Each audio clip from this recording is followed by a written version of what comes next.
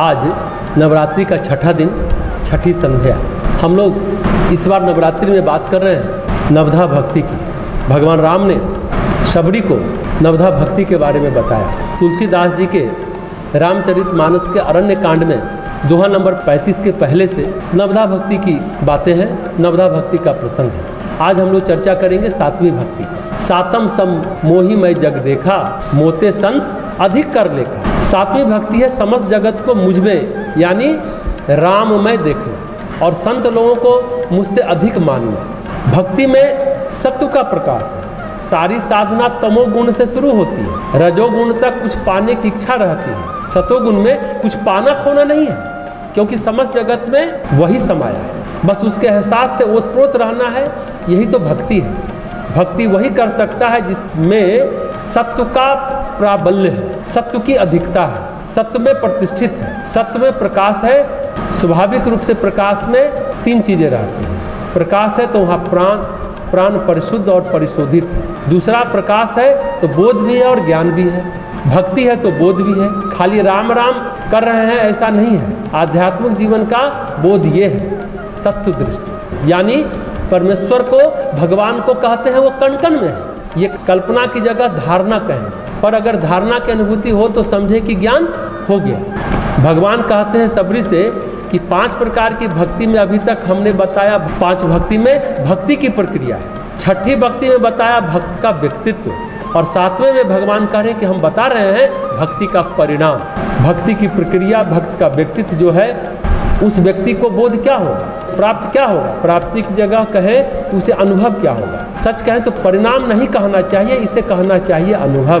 भक्त का अनुभव कैसा होगा, जैसा गोस्वामी जी कहते हैं, सिया राम मैं सब जग जानी, मैं तो समस्त जगत को सीताराम में अनुभव करता हूँ। गीता में भी भगवान कहते हैं जो मुझे सब में देखता है और सब में मुझे देखता है वही भक्त है। मुझे अनुभव करो। सातवीं भक्ति यही है। 2 बातें हैं, जगत माया में भी है और तत्व में भी है। जगत को आप जगत के रूप में अनुभव करते हैं तो यह माया मरीचिका है, संबंधों के रूप में, राग द्वेष के रूप में। प्रश्न ये है कि जगत को आप अनुभव कैसे कर रहे हैं, किस रूप में अनुभव कर रहे हैं। और दूसरा, जगत को भगवान के रूप में अनुभव कर सकते हैं तो फिर संसार नहीं लगेगा, संसार फिर भगवान लगेगा, भगवान का रूप लगेगा।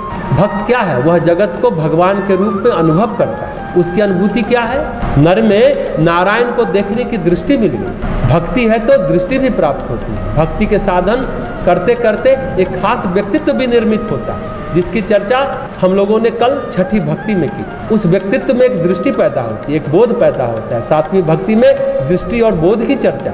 भगवान गीता में कहते हैं कि जो मेरे भक्त हैं वे मुझे बहुत प्रिय है। यहाँ पर सातवीं भक्ति में भगवान राम भी कहते हैं भक्ति तो करें पर साधु संतों के प्रति मुझसे भी अधिक भाव रखें, क्योंकि संत में क्या है, पहली भक्ति में कहा गया था भक्ति, भक्त और भगवान तीनों एक साथ है, इसलिए संत की महिमा ज्यादा है। इसलिए सातवीं भक्ति में भगवान सबरी को कहते हैं संत को मुझसे ज्यादा मानता है भक्त और सब में मुझको देखता है। अब एक दृष्टि का विकास हुआ है, उसके अंदर संसार को सांसारिकता के रूप में अनुभव नहीं करता, वासना के रूप में अनुभव नहीं करता, राग द्वेष के रूप में अनुभव नहीं करता, अविद्या माया के रूप में अनुभव नहीं करता। अब वो मेरे रूप में अनुभव करता है। अब मैं उसके लिए क्लिष्ट नहीं हूँ, सब जगह दृश्य है, दिखाई देता है।